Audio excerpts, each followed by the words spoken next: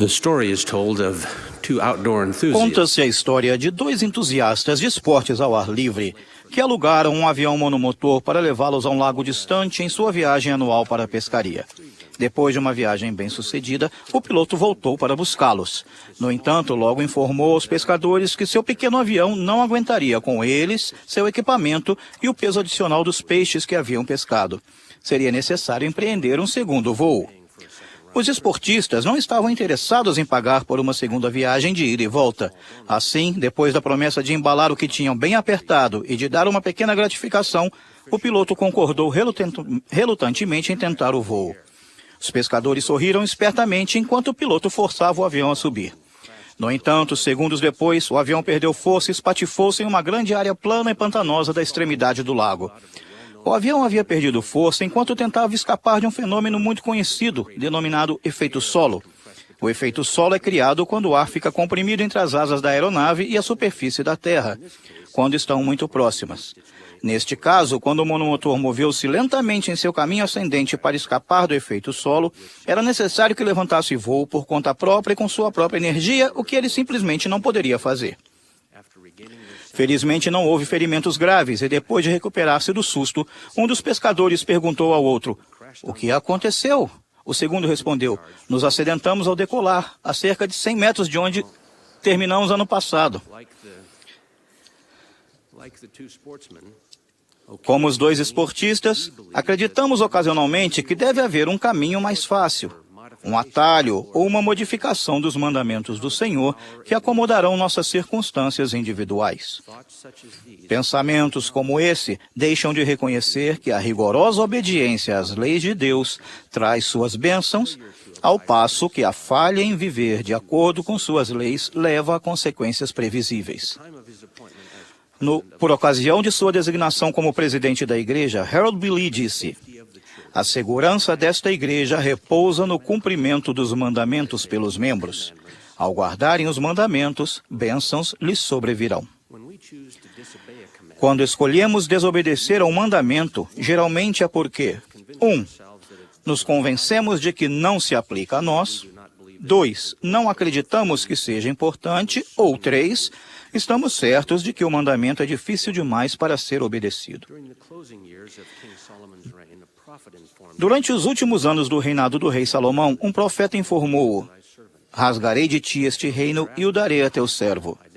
Pouco depois, o profeta Aías identificou esse servo como Jeroboão, um homem laborioso que Salomão pusera sobre todo o cargo da casa de José. Os deveres de Jeroboão exigiam que ele viajasse das montanhas de Efraim, onde morava, até a capital, Jerusalém. Durante uma dessas viagens, Aías encontrou-o no caminho e lhe informou: "A ti darei as 10 tribos." Instruiu também a Jeroboão, dizendo: "Se andares pelos meus caminhos, guardando os meus estatutos e os meus mandamentos, eu serei contigo e te darei Israel." Após ouvir a profecia de Aías, Salomão temeu Jeroboão e exilou-o para o Egito. Depois da morte de Salomão, Jeroboão regressou do exílio para a parte norte de Israel e começou a reinar sobre as 10 tribos do norte. No entanto, o plano de Jeroboão de reinar sobre todo o reino envolvia um misto de bom e ruim. Ele estabeleceu Siquém como a capital do país, uma cidade de grande significado religioso para seu povo. Mas, infelizmente, introduziu rituais satânicos em sua adoração. Jeroboão convenceu a si mesmo de que alguns dos mandamentos de Deus não se aplicavam a ele. Como resultado de suas ações, todos os seus descendentes foram mortos e, devido às práticas pagãs que havia introduzido nas suas sagradas ordenanças, as 10 tribos de Israel foram finalmente tiradas de sua herança. Da mesma forma que voar fora do efeito solo com mais peso do que podem suportar as asas de um avião levará a consequências desastrosas, nossa anuência parcial ou seletiva às leis de Deus não conseguirá trazer-nos as bênçãos plenas da obediência. 2. Décadas mais tarde, Naamã, um herói de guerra sírio, um homem herói valoroso, viajou de sua terra natal para Judá e chegou-se ao rei Jeorão para ser curado da lepra. Naamã foi encaminhado ao profeta Eliseu. E Eliseu lhe mandou um mensageiro dizendo: vai e lava-te 7 vezes no Jordão e ficarás purificado. A despeito dessa promessa de cura, Naamã ficou ofendido porque Eliseu não o saudou pessoalmente e mais insultado ainda com a orientação do profeta para que se lavasse 7 vezes no pequeno e lamacento rio Jordão. Seu orgulho exigia algo mais notável e grandioso, algo que combinasse com sua estatura e posição na comunidade e no país. Para a felicidade de Naamã, seus servos convenceram-no de que aquilo que o profeta lhe pedisse, se obedecido, resultaria nas bênçãos do Senhor. Naamã lavou-se no rio Jordão, como lhe fora indicado, e como resultado de sua obediência, foi curado da lepra. A obediência aos mandamentos do Senhor, independentemente de quão importantes ou triviais acreditemos que sejam, certamente trará suas bênçãos prometidas. 3. Obedecendo à ordem do Senhor, o profeta Leí levou sua família para o deserto. Durante as primeiras semanas da viagem, Leí instruiu seus filhos mais velhos, Lamã e Lemuel, a que sua atitude fosse firme, constante e imutável em guardar os mandamentos do Senhor.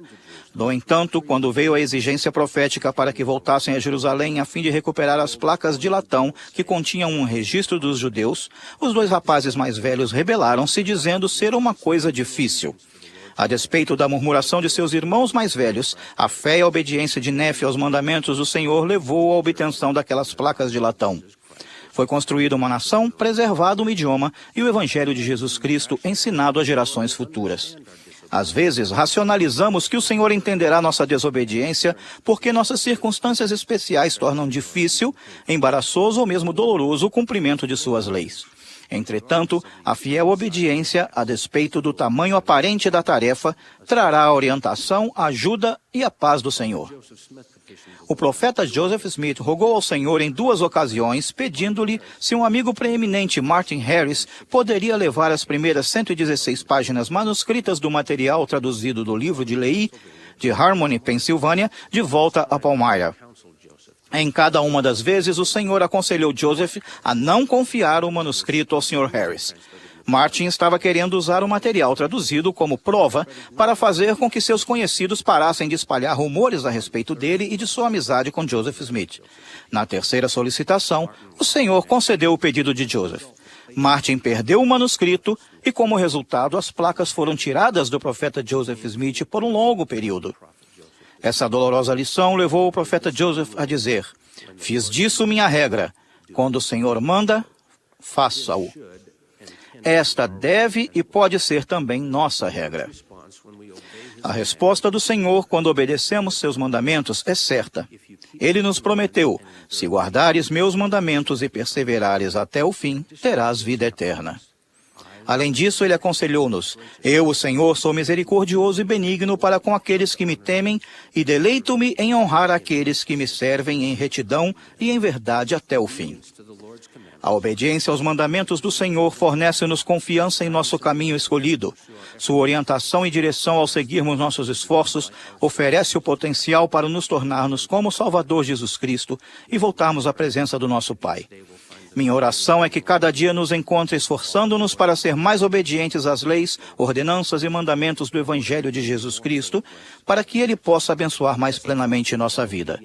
Testifico que a obediência aos mandamentos de Deus traz as bênçãos dos céus, que nosso Pai Celestial e seu Filho Jesus Cristo vivem, que o livro de Mórmon é a palavra de Deus e que o presidente Thomas S. Monson é o profeta de Deus em nossos dias. Em nome de Jesus Cristo. Amém.